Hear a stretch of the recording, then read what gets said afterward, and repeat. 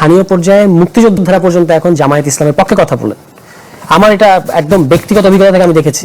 অবশ্যই আপনি জামায়াতের সমালোচনা করবেন, আজকে তার পলিসি কি, আজকে তার বক্তব্য কি, আজকে সে কিভাবে রাজনীতি করতে চায়, যদি তার কোথাও কোনো ব্যত্যয় থাকে সেগুলো আপনি সমালোচনা করবেন। কিন্তু বারবার যেভাবে আওয়ামী লীগ তাকে নিয়ে রাজনীতি করতে চাই, তো ওইভাবে যদি আপনি জামায়াতকে ডিল করতে চান তাহলে এটা ব্যাকফায়ার করেছে এবং এটা আবারও ব্যাকফায়ার করবে। তো আমি শাহেদ ভাইকে অনুরোধ করবো যে আপনাদেরকে নতুন পদ্ধতি বের করতে হবে যে কিভাবে জামায়াত প্রশ্নটা আমরা সেটেল করবো। এটা আমি আরো একবার বলেছিলাম যে জামায়াত প্রশ্নটাকে আর এইভাবে আপনারা আনসেটেল রেখে তাকে আপনি ডিল করতে পারবেন না, বরং এটা তাকে আরো জনপ্রিয় করছে। আমি ফিল্ড লেভেলে তো দেখতে পাচ্ছি যে এখন আপনার কাছে এটা অবিশ্বাস্য এবং হয়তো বেশ অবাক করার মতো একটা ব্যাপার মনে হবে যে স্থানীয় পর্যায়ে মুক্তিযোদ্ধারা পর্যন্ত এখন জামায়াত ইসলামের পক্ষে কথা বলেন।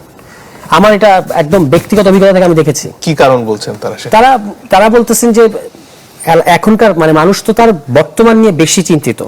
এই সময় তারা তুলনা যখন করছেন দলগুলোর রাজনীতি, তখন তারা ডেফিনেটলি বিএনপির যে রাজনীতি দেখতে পাচ্ছেন এটাকে কোনো কাণ্ডজ্ঞান সম্পন্ন এবং সুস্থ মানুষ, আপনি যত হাই সাউন্ডিং কথা বলেন না কেন, ইভেন তারেক রহমান সাহেবও যখন কথা বলেছেন দেশের বাইরে থেকে খুব পলিশড এবং খুব কম্পোজড বক্তব্য মনে হয়েছে। যখনই উনি স্টেজে উঠে আনসেন্সর্ড বক্তব্য দেওয়া শুরু করেছেন, প্রবলেম কিন্তু বিভিন্ন বক্তব্য নিয়ে কিন্তু সমালোচনা হওয়া শুরু হয়েছে।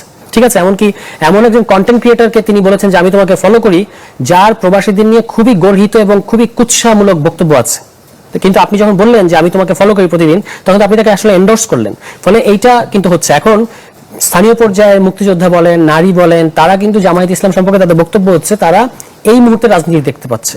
এই মুহূর্তে রাজনীতিতে ধরেন এই যে নির্বাচনী প্রচারণা আমরা করছি, গতকালকের ঘটনা হচ্ছে যে আমার কালকে একটা নির্বাচনী মিছিল ছিল, প্রতীক প্রদর্শন। এই মিছিলের পরে আমার একজন অত্যন্ত গুরুত্বপূর্ণ সংগঠক যখন বাড়ি ফিরছিলেন তখন তাকে পিস্তল ঠেকিয়েছে রাতের অন্ধকারে বিএনপির নেতাকর্মীরা, যে এখন পিস্তল তাক করলাম পরে কিন্তু গুলি করে দেবো, এই কথা বলা হচ্ছে।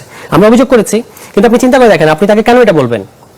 তো এই যে এই কাজটা করছে এটা এলাকার মানুষজন জানছে, এখন তার কি আর ধরেন তারেক রহমানের হাই সাউন্ডিং কথাতে সে আস্থা রাখবে নাকি এই যে বিএনপি নেতাকর্মীটাকে দেখবে?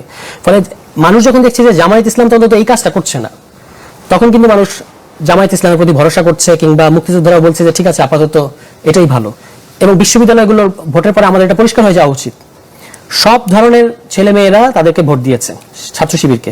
সবাই কি ছাত্র শিবিরের রাজনীতি করে বা সবাই কি ছাত্র শিবিরের পলিটিক্সটাকে এন্ডোর্স করে? আমার ধারণা করে না। কিন্তু তারা কেন ভোট দিল? এটা তো ঢাকা বিশ্ববিদ্যালয়ে তো ছাত্র দলের যিনি ভিপি ছিলেন তিনি, আমি মনে করি যে ছাত্র দলের এই সময়ের সবচেয়ে উজ্জ্বল তরুণদের মধ্যে একজন, তবুও কেন এত হাইলাইট, এত মিডিয়া হাইপের পরে তিনি কেন মিজারেবলি ফেল করলেন? এটা কিন্তু চিন্তা করতে হবে।